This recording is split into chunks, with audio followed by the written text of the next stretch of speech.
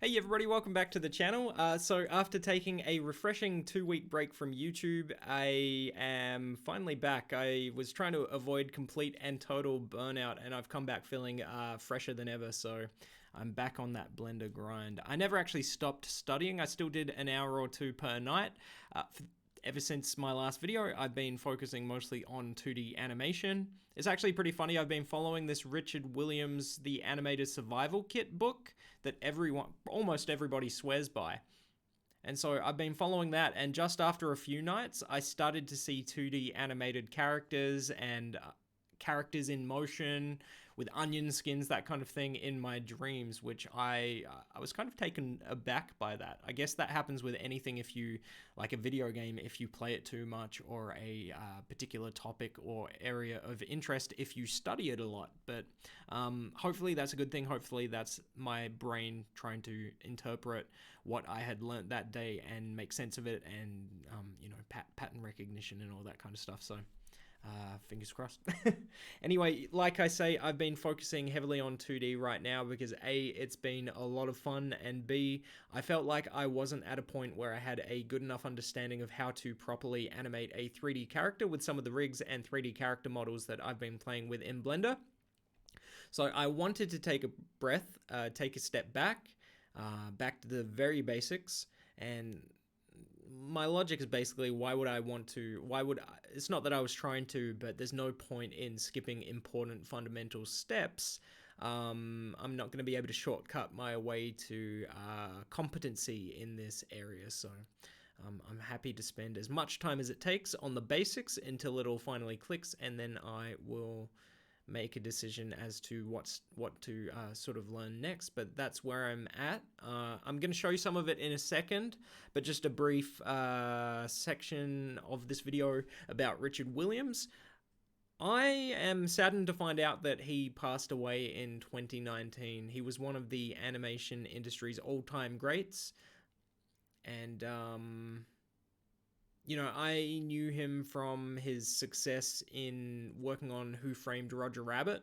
I always loved that movie. It's one of my favorite animated / live action films of all time. I think they did it a lot better than Space Jam, just my personal opinion. And yeah, I love that movie to death. And poor choice of words. No pun intended. Definitely not.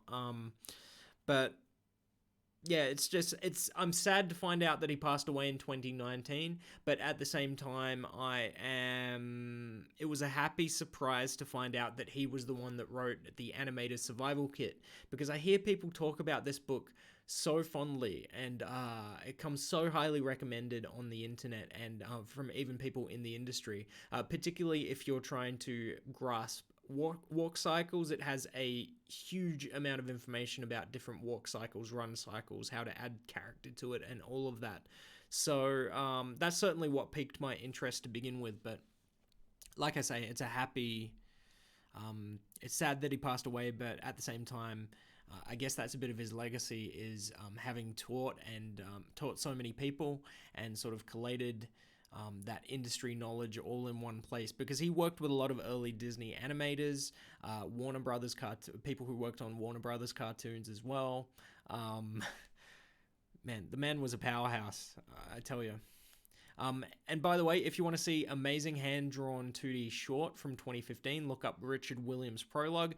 Better yet, I'll actually chuck it in the description down below, a link to one of those YouTube videos for you to check out if you're interested. I think it's less than 5 minutes, but it is absolutely stunning. It's something to behold, and I wish more people could actually go and see that. So that's my little thing about Richard Williams. Now we're going to get into just a few. This is my note-taking from the Animated Survival Kit. Note-taking / experimenting with the concepts that he's teaching, trying to adapt what I see in the book. And so, I mean, already straight off the bat, I made the ball shrink and go off into the distance instead of just sticking with the basics, But yeah, this was all about timing and spacing, how you got the base timing, frame 1 to frame 24, 24 frames per second, that kind of thing would be timing. And also every point where the ball actually hits the ground. That I think that would be considered timing. It's like speed slash tempo. Spacing is more from one frame to the next. Where is the object that you're animating in relation to the previous and the next frame? And so it gives an example of two balls or coins that start at the same frame and end at the same frame, but with different spacing applied, it creates a different speed. We've got ease out and ease in on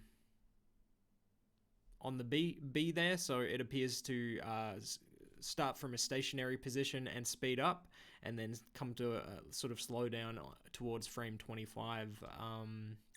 Bouncing ball lightweight. This was good because a lot of the Animator fundamentals books, like Preston Blair and even Disney Illusion of Life, they always talk about the bouncing ball, but they don't go into detail and they don't give you different examples. So you've got cartoon ball with squash and stretch, softball with less squash. These aren't perfect, by the way. It's just, again, it's the equivalent of note-taking and just practice experimenting. Heavy bowling ball, ping pong ball, they've all got kind of a different cycle to them and a different feel. So, credit to the guys at Blender who created some of the tutorials on, like in that Animator Fundamentals course. They did do a couple of different balls, a tennis ball, a bigger squishy ball, different kinds of balls. So, hats off to them. Okay, next up. Yep, that went all right. The computer's under a bit of pressure, but we've got the pendulum with ease out and ease in. Nothing too stressful there. Always keeping in mind the arcs. That's what he's been drilling into me so far in terms of the teachings. So there's that. We've got arm swing. In this case, always be conscious of arcs in motion. More of that. So in this, I drew it first, and again, I need to focus on volume control. Make sure from frame to frame the length or the shape of the whatever I'm drawing doesn't change too drastically. So this wasn't great, but the point is still made.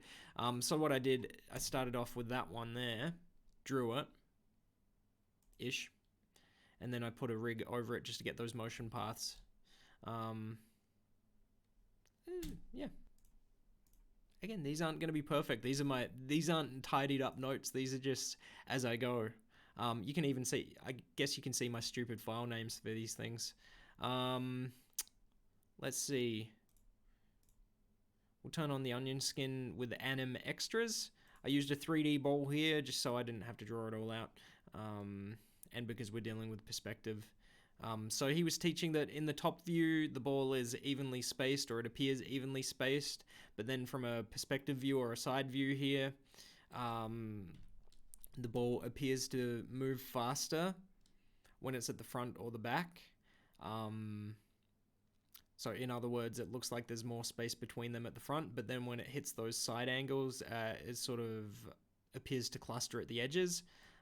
He was just teaching the concept of 3D arcs, that you can think about things in 3D and not just 2D. What else have we got? Perspective test. Oh yeah, this was just, there's a few concepts in there about just how to accurately draw perspective, like animate perspective with something starting off in the distance and then coming towards you. So this is just like an oval or whatever. You'd animate in like a character's body. The oval would be the head, and that could be like a character running at you, or the whatever you can think of really. But he taught us how to do that.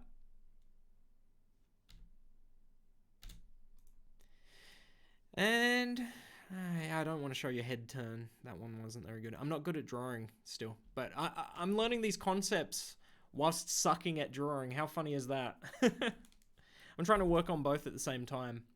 So that's where I'm at right now. I made it 105 pages into the book. That took me like a week, to be honest, because I didn't want to rush it. And I checked the next section, and a whole chunk of the next few sections, it's like walk cycles, run cycles, adding character to the walk, putting a spring in a step, double bounce, that kind of thing. There's a lot to go at, and I guess it's kind of why I started reading this book in the first place, is to get to the walk cycles, but he recommended starting with the very basics as opposed to just jumping around from bit to bit as I please. So that's how I'm doing it.